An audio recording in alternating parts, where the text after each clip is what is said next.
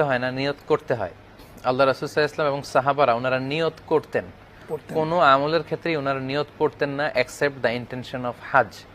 শুধুমাত্র হজের ক্ষেত্রে রাসূল সাল্লাল্লাহু আলাইহি ওয়াসাল্লাম নিয়ত পড়তেন।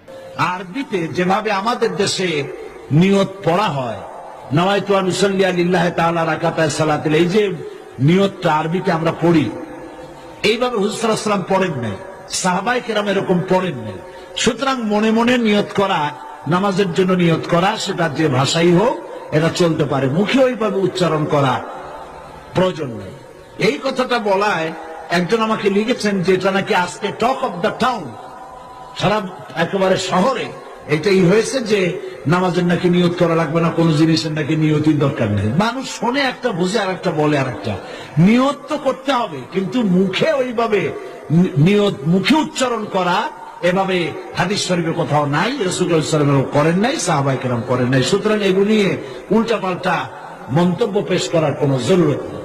প্রত্যেক কাজের নিয়ত করতে হবে, ইন্নামাল আমালু বিন্নিয়াত, নিয়তটাই হচ্ছে প্রধান। তবে মুখে উচ্চারণ করার যে রীতি চালু হয়েছে এভাবে হাদিস শরীফে নাই। নিয়তটা করতে হবে, তবে এভাবে নয় যেভাবে আমরা করা বাধ্যতামূলক মনে করি। কথাটা পরিষ্কার হয়েছে কিনা? আলহামদুলিল্লাহ।